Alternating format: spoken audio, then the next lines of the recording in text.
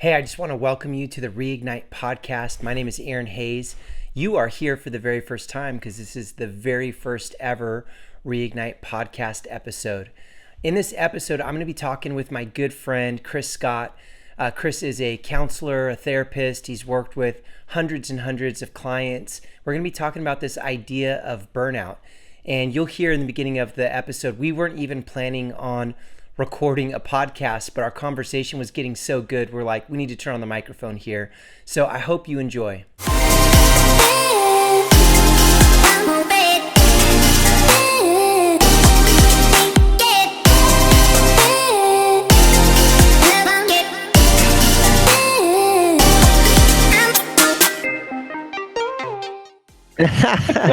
Well, I'm super glad to be here with Chris Scott. Little did he know he was. Little did he know. No, but you are one of those people that, like, I feel like when we talk, we have really good conversations. We do, and we were just talking. There's a level of depth. Yeah, we weren't planning on necessarily recording this for a podcast, but we were just talking and going, hey, we should record this because we're talking about real stuff that impacts people, impacts fathers, and impacts sons and children and wives. And for sure, that's why I always love getting to connect with you. And then you've got tons of experience, working in the world of counseling and therapy, and which is kind of why I was actually reaching out to you. I've moved cross country. For those of you who don't know, look at me go straight into podcast mode. Dude, we totally did. And my response is, I'm just hearing other podcasts in my head, like how guests respond to like the obvious. Yeah. Some script isn't ready right now. But oh, man. Yeah, you did move across the country. You totally abandoned Reading. Yeah. I walked away from my hometown, but that's been a fascinating part of the journey for me too, is that, sometimes for you to really grow, you need to leave everything behind, not abandon the values, not abandon the people, but you need to change scenes to be able to see what you've got, and also to be able to appreciate and value. I mean, I've been back at least 6 times because of business or just family events and stuff like that. So I don't feel like I've really been gone that long, but you get to come back and I'll tell you the thing I miss the most is people, and obviously Redding, California is beautiful, but I don't miss the politics. And the other fascinating thing is, there's a lot of things that I used to train people on, such as I created this program called Reignite, which is my main reason for wanting to talk with you, is to talk a little bit about symptoms of burnout and stress and how that impacts people, and maybe some effective strategies that you've seen. But is I'm out here across the country, and I'm seeing it everywhere. So a lot of the things that I trained on that I would talk about, I understood and knew because of reading the research and because of seeing it locally, but I didn't necessarily know through experience if that's happening everywhere.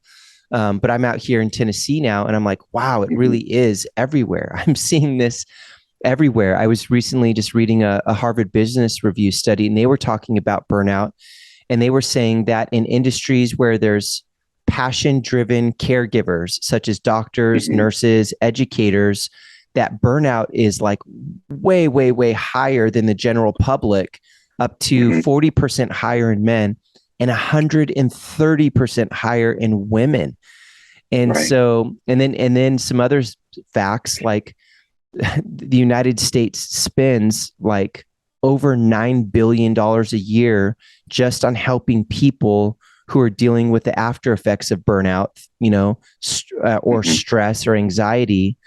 And then, sometimes that can even be life or death for some people if they get down that road of like suicidal ideation, where there's, about 120,000 people who were previously diagnosed with some form of stress or anxiety or burnout that ended up committing suicide, which is a terrible fact, right?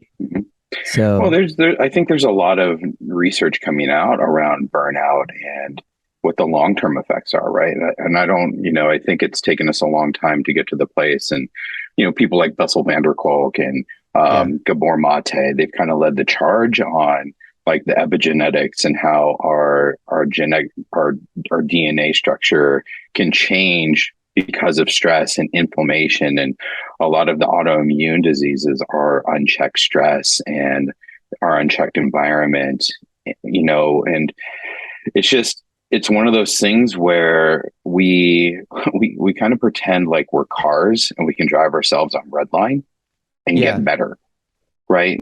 But we all know that if we drive a car on red line, at some point the engine's going to blow up. But for some reason, as people, we're just like, well, I can just push harder.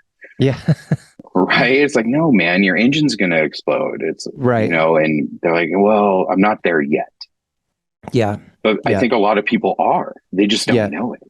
See, I used to have this old farm truck. I think when you and I lived in Reading, I'd drive my old Chevy to when we get coffee. But I loved that old truck, but it was a real quirky truck. And one of the things about it was that the fuel gauge didn't work. And so, which didn't really bother me. I would put gas in it, a little bit of gas in it every week. But I remember one day I was so busy and I was redlining it. And I was not the truck, but I'm talking about life. I was redlining life, my time, running from one thing to the next. And that day I was speaking at an event and I was driving across the Cypress Street Bridge and my truck started to shudder and shake and it died at the light halfway through the intersection. And I was like, oh my gosh, I couldn't get it to start. And so I panicked and I called my wife and I was like, babe, the truck, it finally broke down. I need you to just drop everything and come get me so I'm not late to the speaking event. And she got really quiet and I was like, what? And she's like, can I ask you a question? Please don't get offended. Which, by the way, this is like another sign of like when you're dealing with burnout or stress, like you're easily offended because you don't have a lot left to give, right? Right. And she said, have you put gas in the truck lately? She said, I haven't seen it come through the bank account. And I was like, oh my gosh. I'm like, it might be out of gas. And so I got back in the truck. I tried to start again. This time it started. And I got about 200 yards up the street and I pulled in the first gas station I couldn't. Sure enough, I was on dead empty. And I think that truck it was like a metaphor for my life at that time that I think a lot of people are similar to is we're like that truck where we have the ability to go, but most of us have no process for evaluating how much fuel do I have? Right. And if I'm redlining hard, what are the people and the mentors and the boundaries and the fuel that I need so that I don't burn out, so that I don't end up in a place of stress or anxiety. Hey, we're only part of the way through this episode, but if this episode is inspiring you, if it's giving you tools, if you're finding it fascinating, I just want to encourage you to like, subscribe, and share this podcast with others so that we can get the word out. Burnout is something that's impacting just a ton of people across the nation, around the world. If you think about COVID alone, there's just been a lot of things that have happened that are causing people to feel like they're at the end of their rope. And this podcast is designed to help you reignite. So, our hopes are that you'd share this with your friends. That's the greatest way you can help us get the message and get the word out to help people really prevent burnout. 100%. And there's a lot of factors that go into burnout, right? And I think one of the most detrimental factors is we think it's us, right? We think we are doing something wrong, like we're weak, or we're doing something wrong at work, or we're doing something wrong as a parent. Yeah. And there's organizational burnout, or there's toxic environments that lead to those things. And but it does. So which one is it? Is it the organizational? Is it the personal? And we can affect change if we can be honest and look at both. Yes. Yeah, I know. It's funny is because a lot of the work that I'm doing is around this issue of burnout that does come up consistently. And the answer is it's both. Like we first have to take responsibility for ourselves. The model that I teach that I've created is called Reignite. And we look at 3 areas. It's fuel, How do you get and keep the things that activate, inspire, and motivate your moral compass in life? You Yes. know, podcast, your faith community, the books you're reading, exercise. I like to take a physiological first approach, which is, hey, like, you would be shocked at how many endorphins rush through your body when you have a consistent daily practice of exercise, even if it's just walking for 10 minutes. That alone can help jumpstart you out of that spin cycle. The second area we look at is air, which are your relationships, the people and the places, the environments that you surround yourself with consistently that give or take your energy, and and the boundaries that you may need to set. I heard a great story from one guy in a podcast, and he was talking about how his life is like a castle and he's been building it. And he said for years, he had no moat around the castle. He had no moat. So people could just walk right up, walk into his castle and just wreck his world. And sometimes that happened at work. And sometimes it was people that had the same last name as him who'd show up in his castle and ruin his world. And he said, I had to learn, if I was going to go to the next level as a leader and with the things I felt called to in life, I had to build a moat around my castle and at the same time a drawbridge. And the moat is that the boundaries and the protections that you need. The drawbridge is the wisdom to know when to allow people in and when I don't have the grace to allow people in. And I was like, that's it, because that's that second area that we look at. It's fuel, and then we look at air. But those boundaries is a lot of what air is about. And then spark is this third area, which is all about mentors, people who can take your potential and help you activate your potential and put it to good use, which is why I wanted to interview you, because you are a spark person for a lot of people. You are like, there's different kinds of mentors. I think that there's like relational mentors. These are people that just, they love you for you and they're on that relation. It might be someone from your church. It might be, a coach in your life. And then there's a different kind of mentor, which I would call an oracle. These are people that you go to for specific wisdom or knowledge to help you grow. I put you in that oracle category because you are an expert at what you do. You're able to give people strategies. When people come in and spend time with you, they also leave your office at some point because they've got the skills they need to move forward with their life. So that's my concept. And I wanted to interview you because I feel like you've got so much experience in this world. I just wanted to ask, what are some of the common symptoms you see of people who are dealing with burnout? Well, I think you see it there's different levels, right? And I think it starts with anger and frustration. So it kind of moves from this frustration / rage, and then it moves into like that hopeless despair and apathy, right? So when we're in hopeless despair and apathy, it's like, oh my goodness, I don't want to do anything. And I think if we can sleep off burnout in a weekend, it's not burnout. Yeah. Right. And we have to make that distinction. But also we have to look at what the behaviors are in terms of, is it worry? Are we worried about things constantly, things going wrong at work, not meeting deadlines? Is it rumination, right? Am I really frustrated with a coworker or a boss or a situation, and I just kind of keep ruminating about the things that I don't like about them?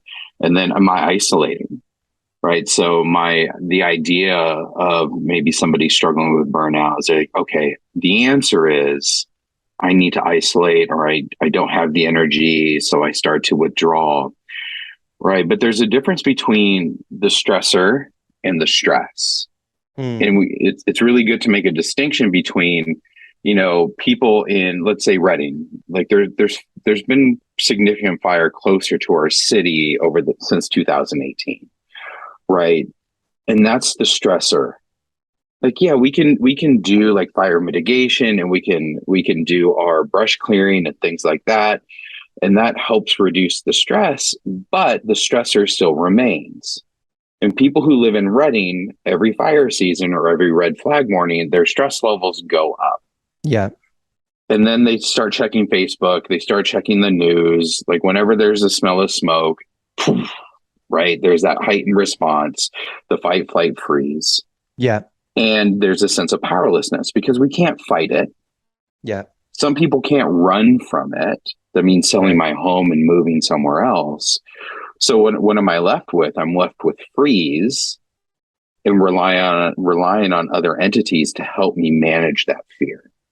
That's the direction I wanted to ask is like, okay, so here's some of the symptoms: anger, rage, hopelessness, apathy, maybe getting stuck in rumination where you're replaying moments in your head, or maybe even getting to that place where you're starting to isolate yourself. But then that kind of can lead into the second question, which I want to ask is, what are some of the common coping mechanisms? Because that's one of the areas. And by the way, just full disclosure for everyone, I've had 2 serious burnouts. I like what you said is like, if you can sleep it off and then you feel better, that's not burnout. But, I had 2 significant burnouts, the second of which it went on very seriously for 10 months where I could only work till about 1 or 2 o'clock in the afternoon before I would literally I could not handle any stress at all. I'd start crying. I was having to call my wife at noon and be like, I need you to pray for me, babe. So I can make it to 2 o'clock and then I'm coming home early, thankfully I was the boss, and I could do what I needed to do, but it was rough. And then you talk about rumination, the idea of repeating stories and replaying conversations in your head and being stuck on moments of conflict. I would lay in bed and I would be so exhausted and I'd fall asleep for about maybe 30, 45 minutes. And then I'd wake up feeling panicked, replaying thoughts in my mind. And it's then, like your nervous system got enough rest to wake up and start to identify the stressors or the threats again. And it's because this isn't safe. Yeah. And it's total survival mode like that. I mean, you nailed it when you're like fight, flight, or freeze. It's like, how do you fight this invisible monster? And then for me, I guess a version of flight was I had to make it stop. So one version of it was I actually needed to stop being in that organization that I was in. Right. And so I resigned and I stepped into another thing that I had built, which was this nonprofit.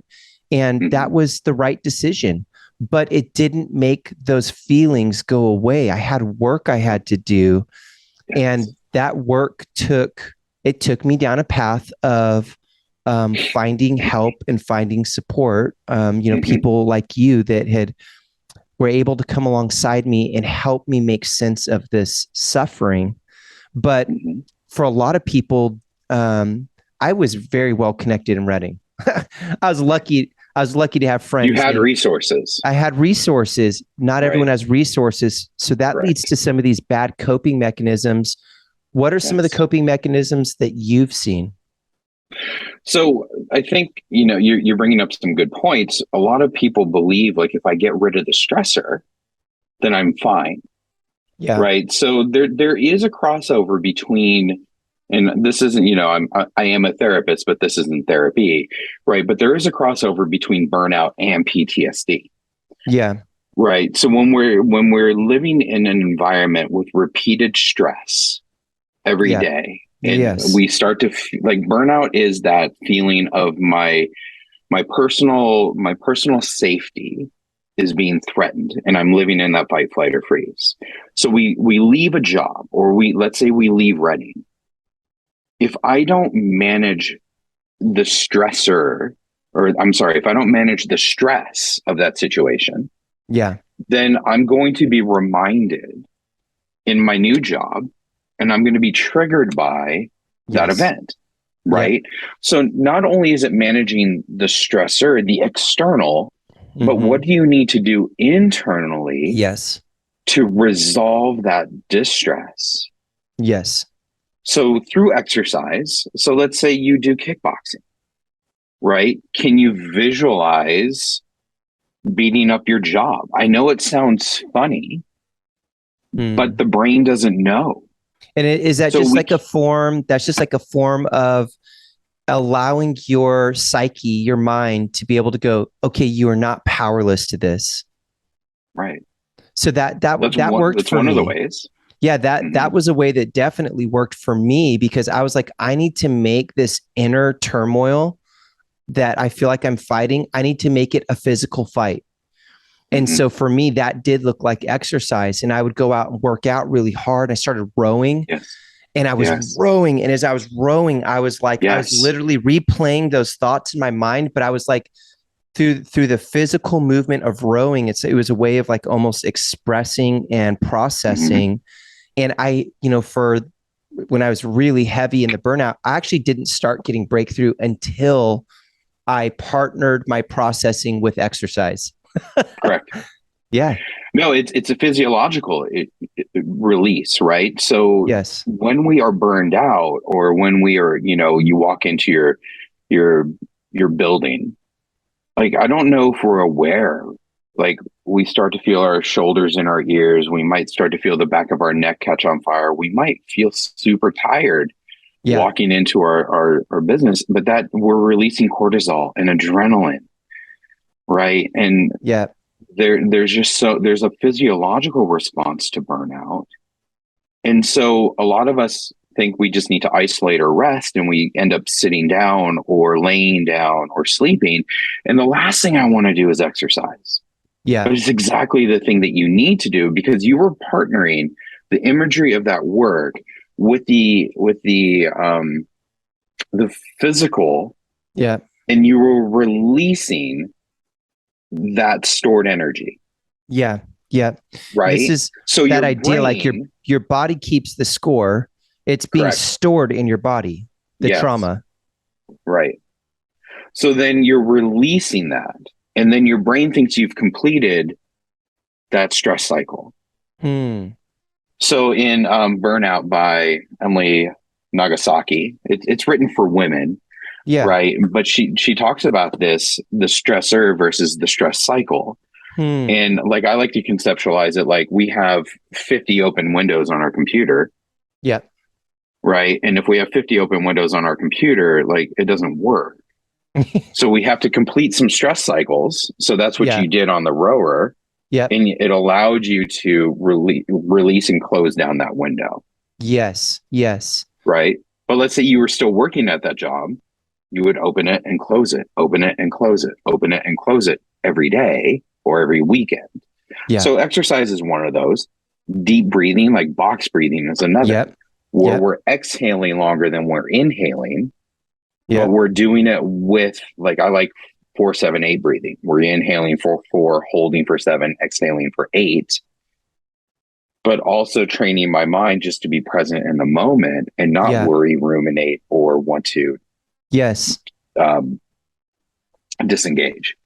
Yeah. And I think that disengagement is the real trap. See, like for me, I did move on from one place, an environment that I was working in, right? I tried to remove the stressor, but it was also because I could feel in my heart and in my mind that to stay, I was going to have to disengage on a level that was going to become very unhealthy for me. And it was really going to, like, it's a life goal for me, is I want to be able to self-actualize. I want to become the best version of myself possible. And I realized disengagement doesn't lead towards that. And now so you're in conflict with yourself. Yeah. And I was like, I would rather face this dragon of anxiety and stress and get to the bottom of it than stay here and face the ugliness of the fact that I have now chosen to become less, And so I had to move on. And that was, now I'm not saying everyone who gets into burnout should quit their job. No, of course not. Some of you need to stay because that's the environment. The deal for me was like, I had to find a way to move forward. And, I think some of those negative coping mechanisms that people can use as well is, I work a lot in the field of education. And I remember there's a group of teachers that I had been serving and working with. And I started seeing pictures like on social media where it'd be like, I survived my day at school, cheers. And it would be a glass of wine. And then it would pretty much be, and then, a couple of days later, another picture with them and a friend in a glass of wine. And then pretty soon it was like, I live for this glass of wine. and then pretty soon it's like a bottle, and you're like, okay, I love all of you teachers, but you're literally putting your unhealthy coping mechanism. And the funny thing is everyone, especially in our culture, we kind of laugh about it, or we see it as, oh yeah, you had it. We just see it on the simple level of like, oh, you had a tough day. But wine therapy actually for a lot of people is becoming a problem.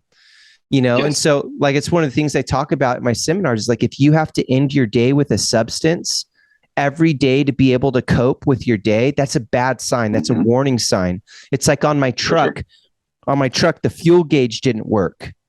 But if every day, like I have to drink some whiskey to be able to finish my day because my work was so stressful, that's a warning sign. That would be like a light flashing on my dashboard saying something's off. But a lot of people are running into those kinds of coping mechanisms. And I think there's a couple reasons to that. One, so I do a form of therapy called dialectical behavior therapy. That sounds like it's straight out of like Star Trek, right? That's a bad guy. It totally is. The dialectic, but dialectical. Dialectical is the ability to hold opposites at the same time. Yes. So I can be stressed at school, or I can feel very powerless with the administration. And, I don't know if I hear this from a lot of teachers. It's not the kids. Yeah. Like the kids are the reason why they go, but they feel really powerless by the politics or the administration or, the policies and procedures, where it's like, I just want to teach, but I'm getting bogged down by all this paperwork or all these other things. Yeah. So they're having this reaction to the powerlessness, but then they feel that pull of like, well, if I leave, then I'm abandoning these children. So what do? I feel powerless. So the first two stages of DBT is one, mindfulness. Yeah. One is being able to slow down and practice every day some sort of meditation or breathing. And it doesn't have to be like the existential Eastern thought meditation. Sure. It's just sitting down and centering for 5 minutes. Yeah. And then recognizing and acknowledging in that moment, like, wow, I feel whatever I feel in this moment. It's neither good nor bad. It just is what it is. Secondarily, the second stage of DBT is emotional processing or emotional awareness. So let's say you're feeling like, I feel powerless or I feel angry. So that's the emotion that you're presenting. And we typically want to just get rid of that emotion. Yeah. But if we look at the primary emotions, like, okay, I'm feeling powerless, I'm feeling overwhelmed, I'm feeling confused. Okay. So what are the opposites? I want to feel empowered. I want to feel clarity. I want to feel joy. Yeah. So what do you need to do to meet that need of clarity, empowerment, and joy versus getting rid of that feeling of anger, powerlessness, or rage? Yeah. So now instead of drinking wine, I can say, oh, I need to go for a walk with my kids, or take my dog for a walk, or hug my partner, or get in the hot tub, or go hit that classic CrossFit and be with community. And we have so many more options that aren't front of mind because we just want to separate from that hard emotion that we don't like. Yeah. Yeah. That's so good. It's funny that you say that. Is one of the things that I give out like as a gift, I have it literally sitting on my desk right now, but it's the 5-minute gratitude journal. Oh, I love that journal. Yeah. Yeah. They're like $12 and they're really nice. But like I tell people, I'm like, even if you're super busy, and let's say you're a single mom and you're a teacher, an educator, or a business owner, and you've got to get all the kids to school, you can sit on the toilet and lock the door to your bathroom for 5 minutes. It's literally that short. And just that little bit of thinking about something positive, what you're grateful for, what you'd like to see happen, just that little bit can completely shift your world because you're starting off with a place of control. There's not a lot of things I can control the moment I walk out that door. I'm stepping into the world, which means chaos. But here's a little place where I can have control that's consistent. And it's a place where I can win. I know I can win, even if everything goes to hell in a handbasket, I can take those 5 minutes and I can win. It's there's an article I was reading, and it was talking about the motivation hygiene theory by this guy, Frederick Herzberg. But he was talking about how satisfaction and dissatisfaction are not on a continuum where if one increases, the other one diminishes. So he was talking about the idea of holding two things. Like you can have satisfaction, and it doesn't mean that if your satisfaction goes up, your dissatisfaction is going to go down, and vice versa. It doesn't mean if your dissatisfaction goes up that you're going to lose satisfaction. They actually are independent of each other. And that for me was just like such a huge light bulb, because I was like, I feel like maturity is being able to hold both. I can come home and just, we were talking about my son, Toby, and he's in high school, and he's the most like me, like physically. He's tall, he's athletic, and he likes basketball. So I'm like, woo, I got one of my boys that likes basketball. So like when he and I get out on the court, I am loving it. I don't know how I could love basketball more. Well, the way I love it more is when I'm getting to do it with my son.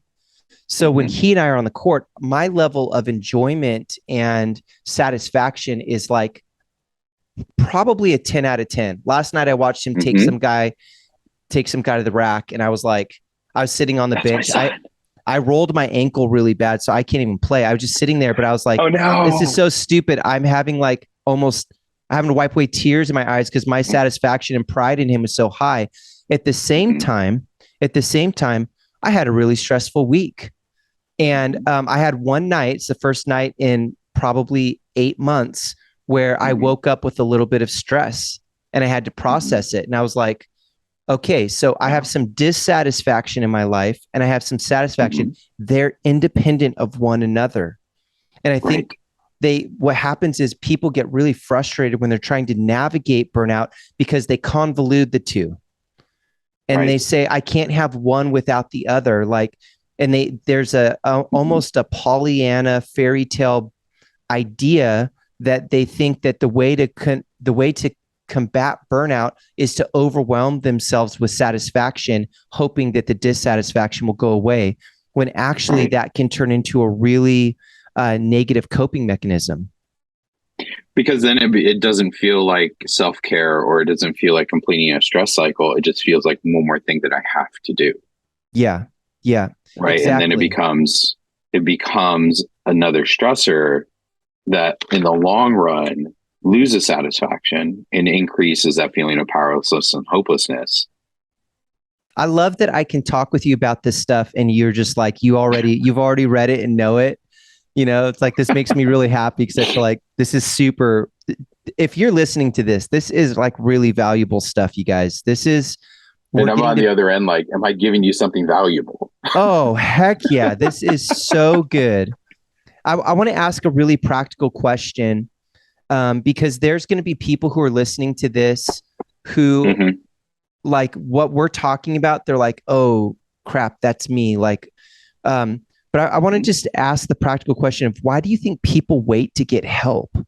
I mean, like, I imagine by the time people get in your office, they have probably like had 10 people close to them pushing them to finally go and get help. Or like, what do you think it is? Like, what are the common fears that cause people to be like, I can't go get help? Well, I think it's, it can be the generational stories, right? What did our dads' or moms' what was their perception? Like, if you look at, it wasn't too long ago, there was movies like One Flew Over the Cuckoo's Nest, right? Where people get locked up in asylums. And I don't want to be crazy. So when we talk about mental health, it's like, this is crazy. However, if we look at the stats, like 70% of the nation, and I'm not just saying this is mental health medication, but 70% of the nation is taking some sort of medication. Wow, that's crazy. Right. So, like, if the normal is some sort of medication, like what is the culture telling us? What is the scripts and stories that we're growing up with? Yeah. Like, even with like marriage therapy, John Gottman has like kind of outlined, like, at first we we have dreams in opposition. So we have a disagreement over what something means. Like spending time with you means sitting on the couch watching a movie.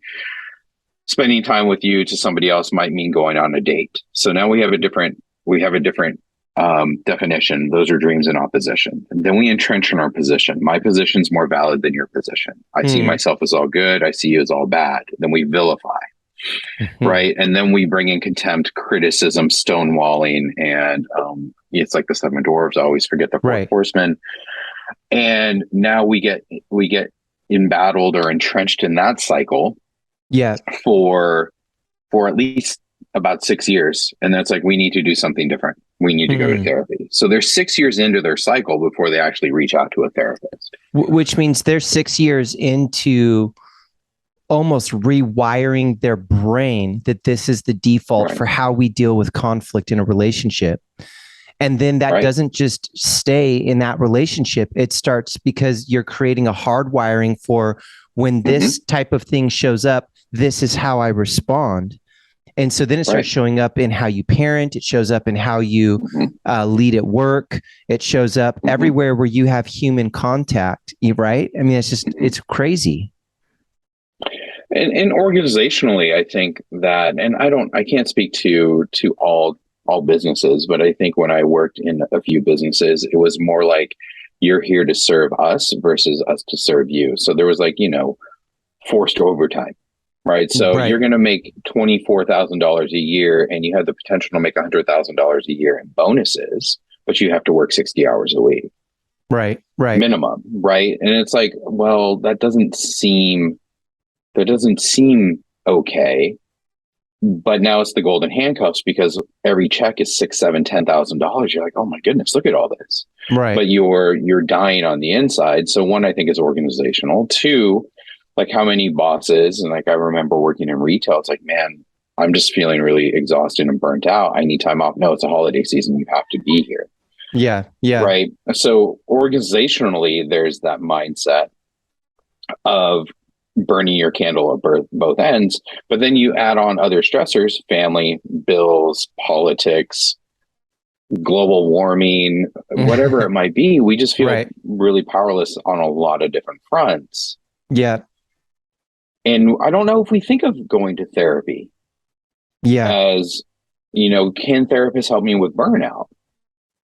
Yeah, I think it's a little bit like tunnel vision. I think that's part of, like when your brain develops, it develops from the back to the front, that reactive, the dinosaur part of your brain, that's the fight, flight, or freeze. And you've got your prefrontal cortex. Well, when you go into survival mode, your access to your prefrontal cortex, the forward-thinking planning part, I call that the light bulb part of your brain actually like loses a significant amount of power.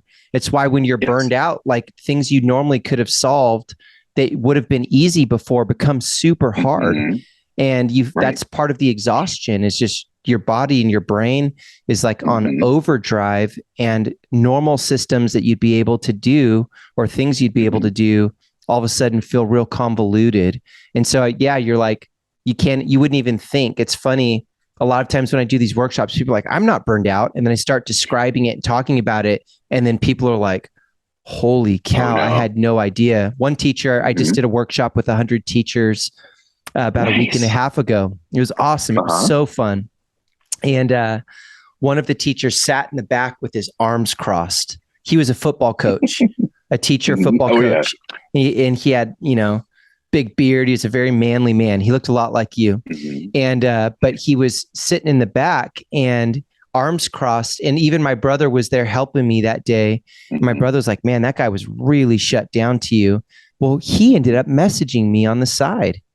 And he was like, hey, I thought I had nothing to learn from this. And I was honestly a little bit pissed that I had to sit through this professional development workshop all day. There's better things I could have been doing. And then he said, as you started to describe burnout, it dawned on me, oh my gosh, this is what was happening to me all last year. And so then, even though he kept his arms crossed all day, he went home and talked with his wife about it. And they decided they're going all in.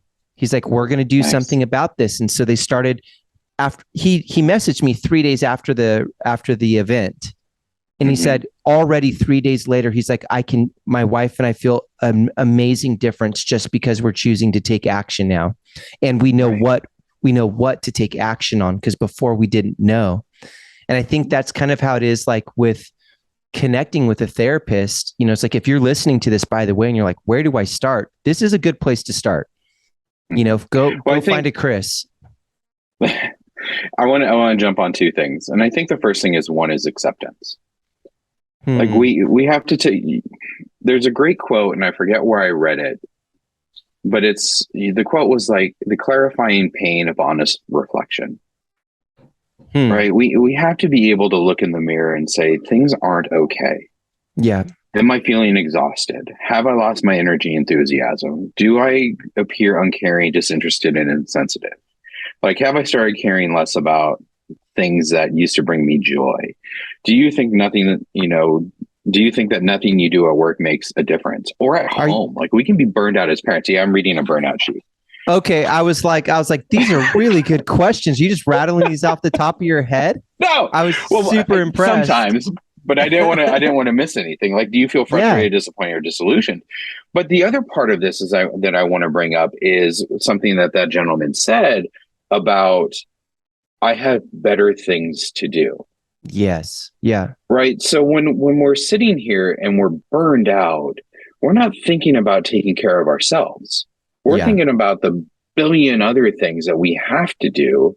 So it's like asking yourself that question: do I prioritize my schedule, or do I schedule my priorities? Wow. Right. So when I'm prioritizing my schedule, I'm last. Yes. And if I'm a type A, wow. If I'm a type A personality, I'm always last. I'm always last. Yes. And that's the way it should be, because I have better things to do than sit down for 5 minutes and breathe. Say that one more time. Do I prioritize my schedule or schedule my priorities? Woo! Dude, that is so it's good. Like, I want to eat dessert first. No, you can't do that because you'll spoil your dinner. I want to start my day off with something fun. Yeah. You can't do that. You have to get your work done first. Why? Why can't I do something that brings me joy for 10, 15, 20 minutes? I'm not talking about sitting down for 2 hours and getting lost in a video game, because that isn't self-care. That's numbing and sedation. This brings up a topic that I like to talk about. I love that rant and rave. That's so good. But I talk about, are you living your life like a consumer, or are you living your life like a creator? And for a lot of people, closing the blinds now, for a lot of people, they feel like their life is happening to them instead of them happening to life. It's a different way of saying what you just said. A lot of people feel like life is happening to them. Their schedule is prioritizing their life instead of the things that they care about the most are coming up first. And that flip, I think, requires a level of self-awareness and a level of clarity that most people need help to get to. Because that for me, I've never gotten to those places of clarity of my ambitions and what I want, generally without some kind of mentor or spark person that's helped me to get there. Or even someone like you, that like you work with people all day long and helping people through these. So like our conversations, which by the way, guys, if you're listening, this is pretty much I know this is a podcast, but this is how we talk anyways when we talk. And we've helped each other. There's been times when I've helped Chris, and then there's times like this where Chris is helping me. But I've needed those conversations to get to the other side so I could go, what is it that I actually want? Because I'm doing all of these things, but they're not moving me towards what I actually care about. And the moment you shift that perspective to go, I'm going to prioritize the things that create the most meaning and value in my life, instead of prioritizing a schedule that's dictating my life to me, in which the things I care about the most happen last. Right. That's why when I moved out here, like I was telling you before we started recording, when I moved out here, I ended up taking, like almost 6 months off to prioritize my family, because I moved out here, and originally I was like, I am going all in for this, and I'm going to start really diving more into consulting. And then I realized, wait a second, my highest priority is not money. My highest value is connection with my family. And I just moved my family across the nation from a town, the only town that they've ever known, that literally everyone in my family was born in except for me. So for me to move them across and not be present when that's my highest value, I realized, and it was hard for me. It was hard for me. Yes. Because I like making money and I like working, like I do. But I had to set that down for a minute to go, but it's not my highest value. My highest value is these kids that I'm raising, the men and the women that they're going to become, and my wife. Like, we just had our 20-year wedding anniversary. Those are the higher priorities. And so I set my mind on that. And I'll tell you, it's been the greatest gift of my last decade, probably one of the greatest gifts of my life, to be able to say, I did that, and I did it, and it cost me greatly, and it was 100% worth it. And I would do it over again. So I want to highlight something in what you just said. And I think a lot of people, obviously there's two things I want to talk about. Like, I have so many thoughts about, like, I love this. Just looking at the systems perspective. One, you're creating a life worth living. So DBT has this, kind of the first thing that we start with is, what is the life that you want to create? Like, is it a life worth living? Number two, you're holding space for more than one thing. You put a pin in the dream of consultation. You're like, you know what? I'm going to put a pin in this because this value right now is is a higher priority. Like, these things need to get taken care of. My family needs to be supported. They want to, you want them to feel supported, validated, cared for. You want the foundation to be set. But I think a lot of us have this idea, like, if I put a pin in it, I'm going to forget it, or I'm not going to get to do it. And now we have this internal battle where we resent the thing that we're doing, and we resent the fact that we're not moving towards whatever dream we're trying to create. Yeah. And now we're frustrated, and we feel that either that frustrating rage or that helpless despair, right? Versus taking time to sit down and saying, okay, what's one thing I can do today to create that life worth living? So in the DBT model, it's, okay, did you meditate today? Did you do some kind of emotional awareness work today? Did you do something to increase your distress tolerance today? Did you do something to help your relationships today? And it's not fixing. It's not like going from level 1 to level 100 in one day. It's taking those tiny steps towards that best version of your life that you're trying or wanting to create. I love that. I feel like, for me, because I don't have the background that you have in counseling and therapy, the way I've looked at that is, a lot of us would agree that life is a marathon, right? Like, we're living longer than ever before. Like, it used to be retiring at 65. I was listening to a business podcast, and they're like, no, people should realize we're living to 85. Retirement age now is 72. People are working longer. Right. So life is a marathon. But what happens is, for most of us, because we're building our identity and we're trying to prove ourselves and prove our value, we live life like a sprint. And so, both of the times I burned out, it's because I was living my life in this breakneck sprint, and almost believing that if I don't get there fast enough, it's going to disappear. And I have fought that a lot, because I'm over 40 now. And I'm over 40, and I'm like, pardon my French, but holy shit, I'm 40. I'm not a millionaire yet. I haven't, I started listing off the things that I thought, like, by 40, if you haven't done it by 40, you're screwed, And so it would put me into this crazy dynamic sprint that was burning me out. But I had this recognition one time, because I actually ran against a guy who he basically was like he was the last guy who got cut before the Olympic team. I'm talking about a world-class runner. But I met him when he was in junior high and I was in high school. And the basketball coach brought him out to the field at Shasta College, and we were running the warm-up mile. And coach said, "Hey guys, I've just brought him out here just so he could get to see you guys, and then you guys can try and pace him if you can keep up, but don't kill yourselves because you probably won't be able to." Well, this kid was a foot shorter than me and this little skinny guy. And I just looked at him and I was like, "There's no way you're beating me."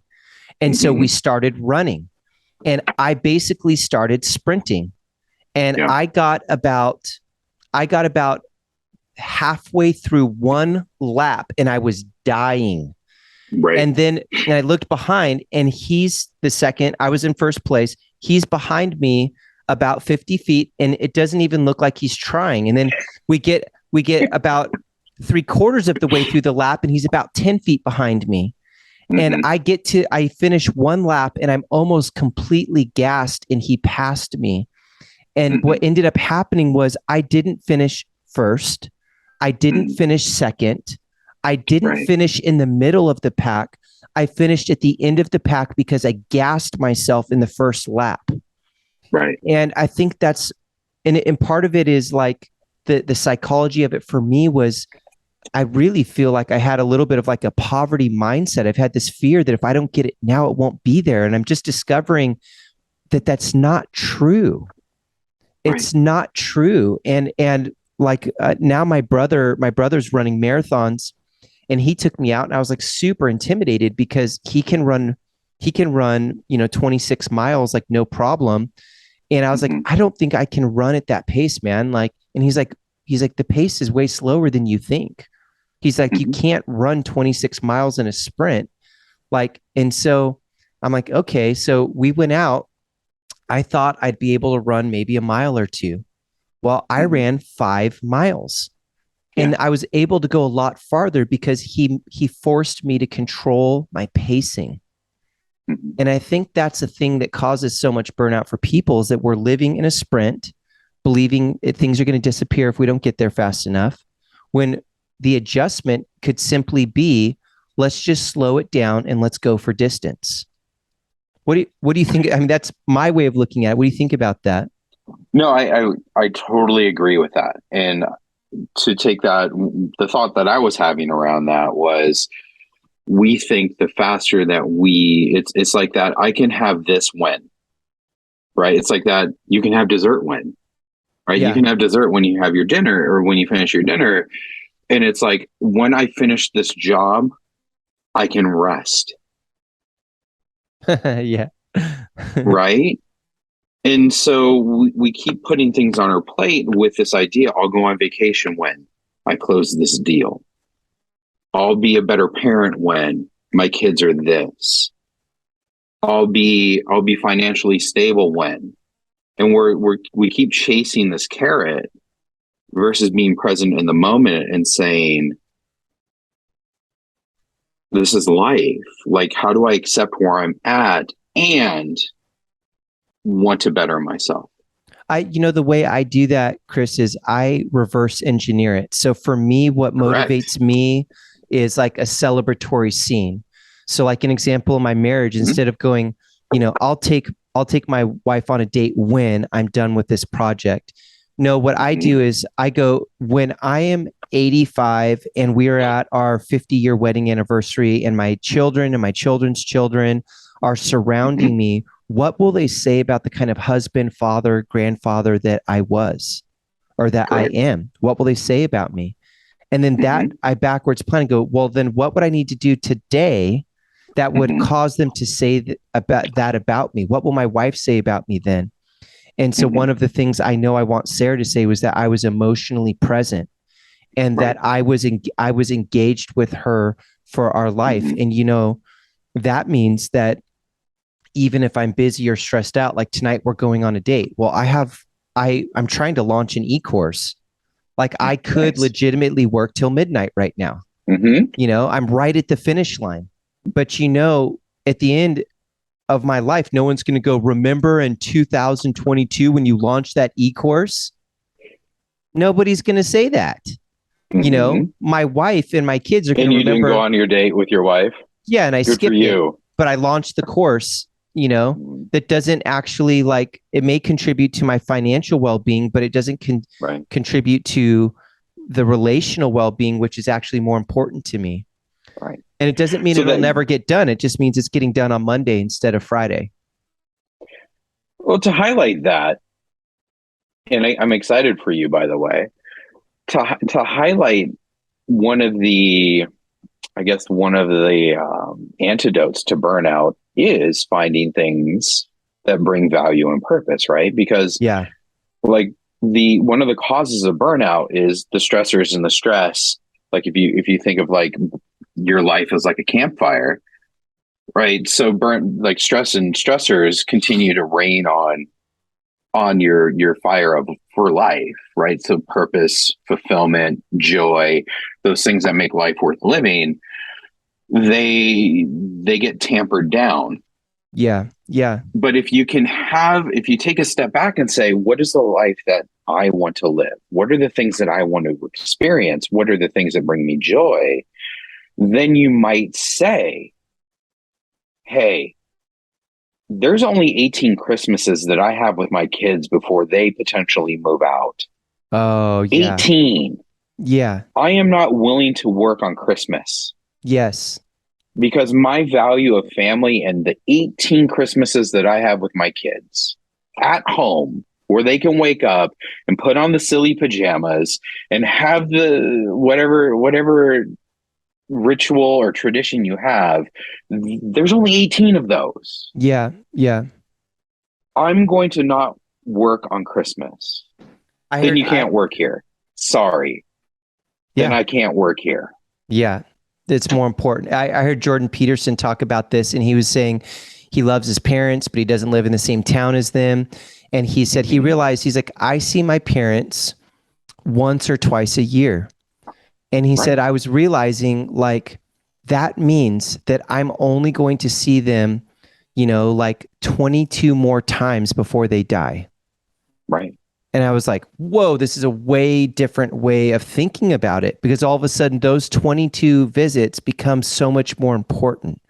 You know, if you knew that you could only see your spouse 22 more times before she was going to die, you would probably stop everything to make the most memories of those 22 times.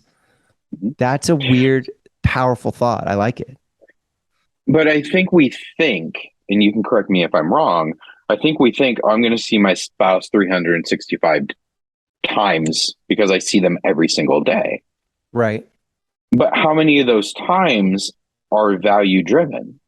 Totally. How many of those times are interfered with by stress, work, overwhelm, and then you leak out on them, and then you create a rupture in your relationship? Dude, my wife and I haven't had a fight in like 6 months until earlier this week, and we had a fight because I'm back working again. And then, of course, in classic Aaron fashion, I start working, and what do? I put my head down and start grinding. And my wife sat me down on Thursday night, and I was speaking at an event online on Pacific time. I'm on Eastern time, which means I was speaking from 8 to 10 o'clock at night after having worked all day. And we had a big throwdown before I'm speaking at this event, because she was like, she wasn't going to talk with me about it, but she was stewing and I could feel it. And I'm like, no, we have to have it. I have to have the conflict. I can't go on and talk to people wondering why the heck you're mad at me. I just can't do it. So we hashed it out. What was the hash out? She was like, you're scaring me that you're going to go down this path of a full-blown sprint again. We're going to see you in 2 years and you're going to be burned out, and we may have more money. But she's like, I don't care.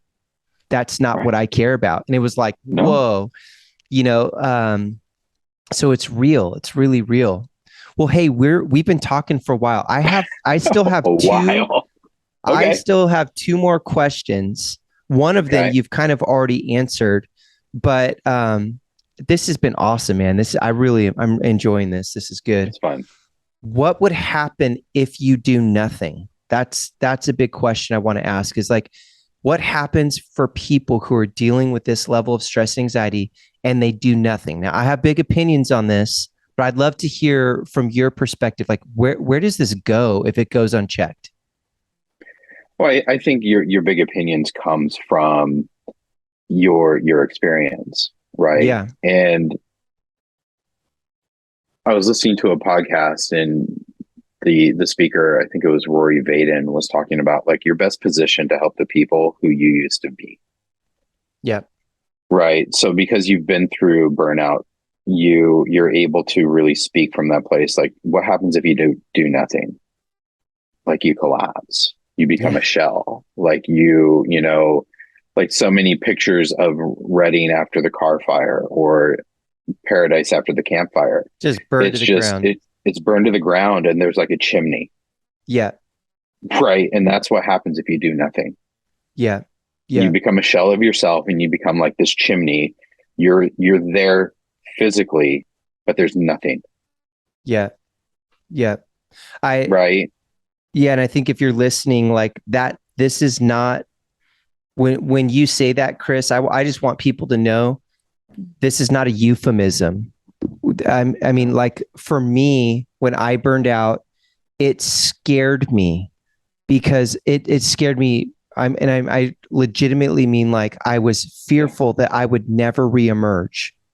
I mean, because I had 10 months of like decapacitating levels of anxiety and stress, but I had a legitimate 5 years of seriously, Yes. heavily processing it pretty much every single day on some level.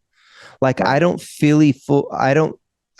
like I fully emerged from that until almost 6 years. I mean, like 5.5, 6 years. Like even now, I Mm-hmm. still have moments where even like this week, like I worked really hard this week, but I'll tell you what, yesterday I took the kids to school and I had to come back and take a 2 hour nap because I was pushing really hard all week. And Yeah. my wife and I had an argument because she could see it and she called me on it and she was 100% right. Listen to your wife. And, if mama ain't happy, ain't nobody happy. But she pointed out that I was sprinting and she was Mhm. like, it's scaring me because I thought that you'd learn the lesson. Right. And what happened was I think I have learned the lesson because that didn't offend me. I actually listened to the warning sign. See, that's the growth for me. Before she Mm-hmm. was sounding alarms left and right and I couldn't see it, I didn't understand it, and I didn't listen. But now she pulled the warning, alarm, and I was like, "Oh, you know what? You're right. These things are not going to go away if I don't do them at a breakneck speed, work until midnight every night. They're Right. going to be there tomorrow. I'm going to be diligent. I'm going to be consistent, but I'm going to put boundaries on my time. I'm Mm-hmm. taking the kids to the YMCA at 6 o'clock. I'm not going to work till midnight. You know, I'm going to make time for family dinner because this is more valuable." And I started realizing my castle and moat picture again. And I'm like, Right. oh yeah, I've got to work my strategy here. I also think that a part of being mindful is about allowing yourself to be present in that moment. Yeah. Right. So if we get our fulfillment, or if it's our responsibility to protect, provide, and discipline as dads, right? Because every culture, that's kind of like the core tenets of being a dad. It's redefining what that means, Yeah. right? And it's being at the YMCA. And there's a meditation that I teach around the five senses. Hmm. It's what are five things that I can see, four things that I can hear. And you could do whatever you want. What are five things that I can hear, four things that I can smell, right? So it's the five senses, but being in that moment. Yeah. Yeah. Because when you're in the moment and you're identifying, scanning, oh, I see the blue water, I see the ripples on the water, I see the lane dividers, I see the concrete, I Sure. see if it's outdoors, right? And you're connecting to the trees, your brain can't think of the 100 other things that you have to do that's better, or is not like, I'm wasting my time here. And Hmm. then you're creating moments of emotional fulfillment and Yeah. completing a stress cycle. Yeah. Does that make sense? Yeah, because it's also grounding. It's grounding Correct. you in being here and being now. And I know for me with when I was dealing with my burnout, it was like Mm-hmm. I would spin. My mind was spinning so hard that I really would struggle to Mm-hmm. stop the emotional, which turned into a physical feeling. I would then Right. begin to feel it in my stomach. I'd begin Right. to feel tears. Yeah. Yeah. And that was a way. I had my own way of doing that too. Was I actually went back to the place that I had been invested Mm-hmm. in for 11 years. Um, they had a coffee shop, and I would go into the coffee shop and I would sit in there because my Mm-hmm. idea was that, and this was just my own idea, was that I need to touch the pain so much that it doesn't have power over me. But the only Mm-hmm. way I could touch the pain was I would go in there and I'd sit in Mm-hmm. the coffee shop, and I didn't do it the way you're saying, but Mm-hmm. I did my version of it, Sure. which is I would go in there and I didn't have to work there the whole day, but I'd be there for Mm-hmm. 15 minutes. I'd order a drink and I would sit at the table. And in my mind, I would express things I was grateful for, things Mm-hmm. that mattered to me. I would Mm-hmm. remind myself that these are just humans doing the best they can. They don't wake up Yes. trying to go, how can we screw Aaron over and ruin his life? And I would just remind myself, like, these are people doing the best they can. And Mm-hmm. that was what would help the spin cycle to stop. And then I would walk out and I would say to Mm-hmm. myself, what you just did was a courageous act. Yes. It took courage. And Yeah. that would help the spin thing to stop for me, because I would go, okay, I'm courageous. These are just people Mm-hmm. doing the best they can. They weren't intending to hurt me, even though they did hurt me, Mm-hmm. and I probably Mm-hmm. hurt them too. Like, Mm-hmm. that was not their intention. They're doing, and so that process of grounding was Yeah. something that was really pivotal for me to break through beyond this really intense burnout. Mm-hmm. You're rewriting the event. You're Yes. rewriting the script and the story. Yeah. And that's huge, because you're not focused on just one aspect of it. You're focused more on the holistic picture. Like, the Yes. place that you used to work was a really overwhelming and detrimental place, but there's also some really good things that happen there. So many good things. And that's what it is. I haven't been able to put language to like that. But that is what I was doing. I was rewriting that script. And in that script, to make sense of the pain, I allowed there to be more nuance. See, Correct. because early on when I was going through it, there was no nuance. It was black and white. They're bad. I'm the victim. And I was realizing me being a victim was not serving me very well, because that made me helpless. And I did not want to feel helpless. And so Right. instead, I kept going back, because I was like, I'm not helpless. I'm not a victim. I've done no Mm-hmm. wrong, but we don't agree. And Right. that is okay. Yeah. And It's so amazing. I let the nuance into the conversation, and that allowed me to process more and to move through more.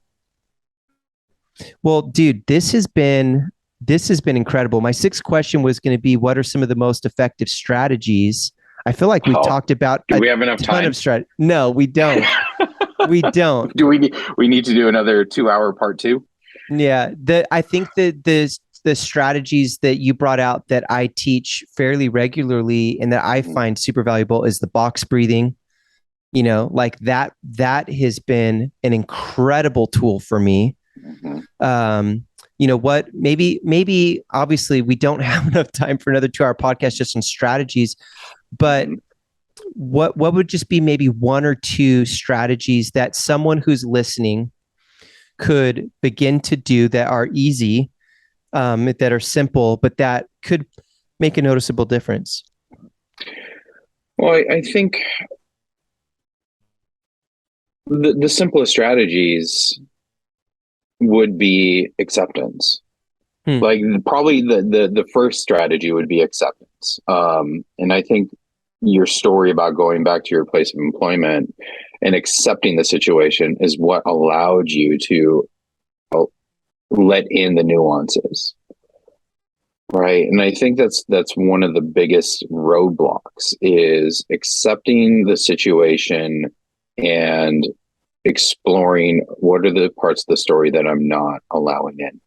And it's probably one of the hardest things to do, but without acceptance, you're not going to have any movement. Well, it was acceptance, and it was extending grace to others, but mostly extending grace to myself.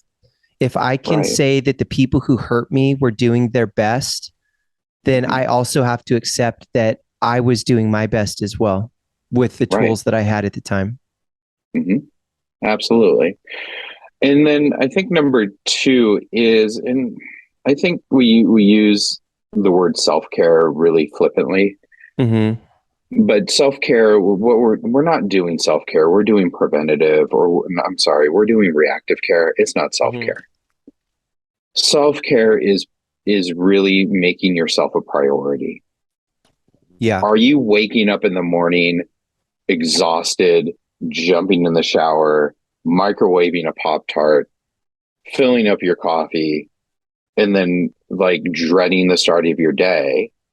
Or are you getting up, starting with something that you enjoy, right? Like my morning, and I'm not saying that waking up early is the key. Like it's not the key to the grinding or the success or the hustle life. Like, what I am saying that getting up early, I get up about 3:30, 4 o'clock.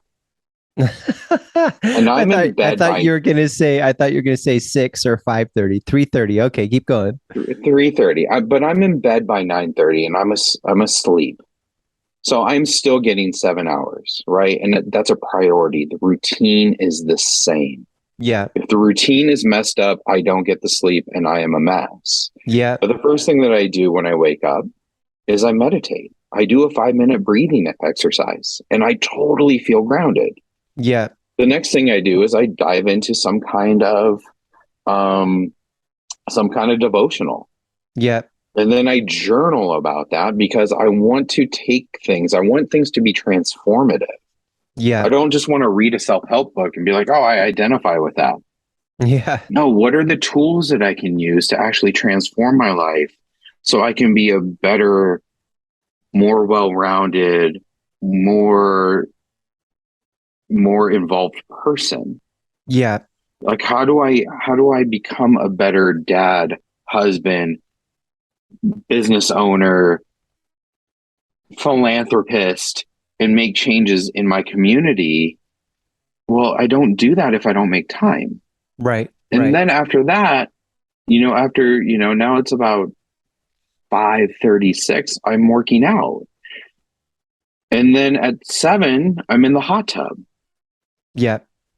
And then at 7:30, I'm in the shower and then making lunch or getting the kids to school. Right. So I've created 2 hours a day outside of my usual routine. Yeah. To take care of me. Yeah. So I have the capacity and the energy to be the best version of myself for the people who need me. Yeah. Yeah. Does that make sense? It completely makes sense. And, it's funny that you say that, especially even about getting up early, is I resisted that for a really long time. I mean, I was so burned out. I was so exhausted. I was like, getting up early is like, that's an insane thought. But I read this book called The 5 a.m. Club. And I remember it was a good book, a little bit punchy in some ways, but the idea being that, you taking ownership over that morning routine and really setting your day up for success with some exercise and some reflection. I did it for about 45 days. My wife and I did it. And I can't tell you, it was the opposite of what I thought happened. What I thought was going to happen is I was just going to be exhausted and honestly dragging my ass around for the next couple of days. But what ended up happening was I started getting massive energy.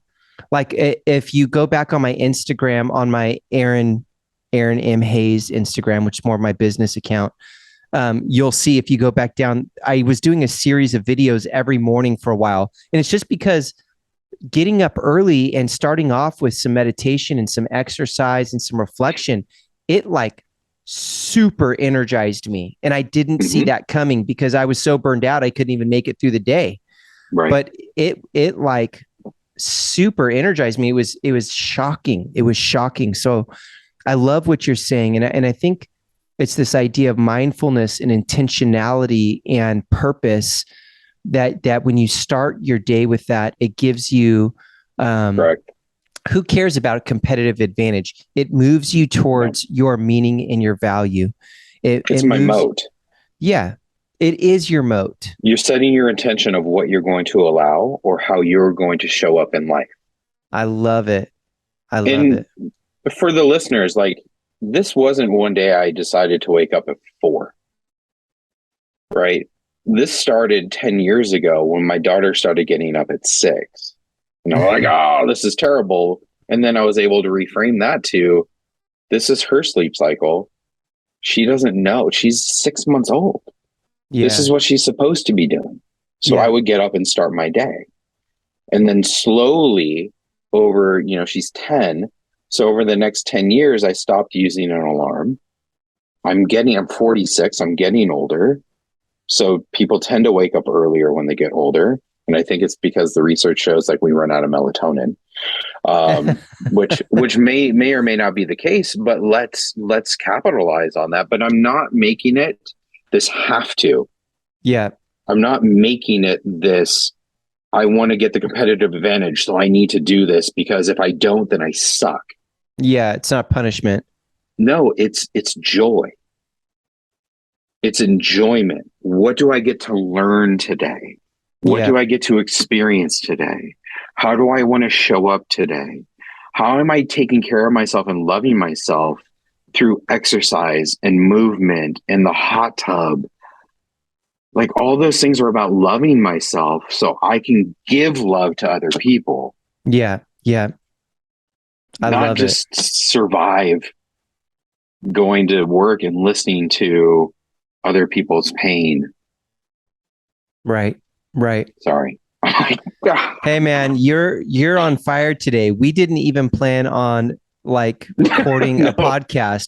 I was going to ask you these questions because of a book that I'm going to be writing on this topic, for the layperson. I'm not writing it from a counselor's perspective, but I was like, man, I would really be missing out if I didn't glean on some of the wisdom that you have to bring. And so, bro, I am so talk about gratitude journal, man. I'm so grateful for you.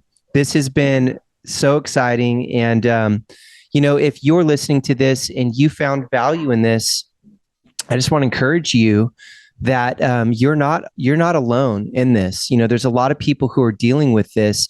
There's also amazing people out here like Chris that have incredible tools to give you, and that they have strategies that can help you to come out of this. And we talked a little bit about isolation, and that's one of the first places people go is they stop talking to people and they start feeling like I'm in this on my own. And I just want you to know that you're not.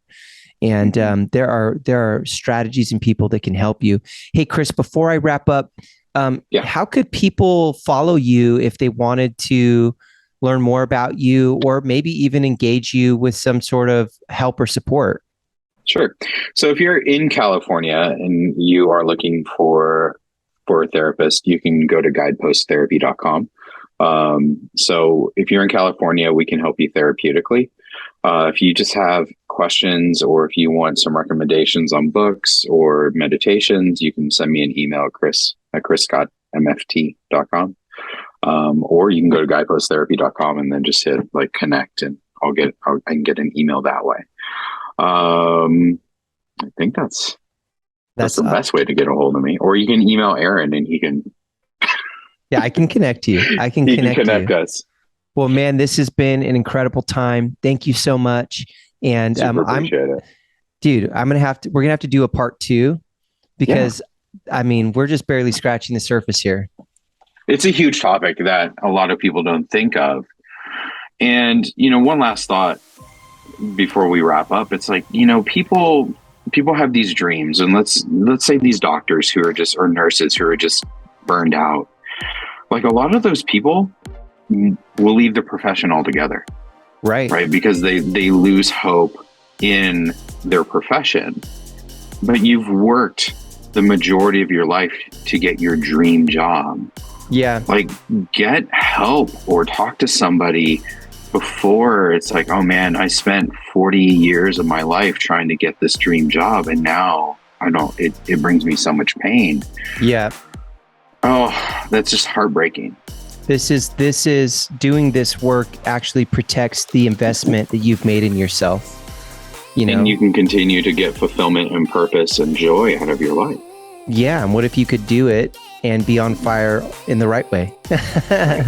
So 100%. Well, man, I appreciate you. This has been incredible. And thank you if you've been listening to this whole thing. We're going to keep putting out podcasts and episodes like this with incredible guests like Chris. So Chris, thanks, brother. All right, man. Hey, if you liked this episode and you want to see more, leave a comment. If you made it all the way through this entire podcast episode, well done. We have more that we'd like to get out there, but we need your help. What stuck out to you? What was most powerful? What are you going to share with your friends? Leave a comment below. We'd love to hear from you.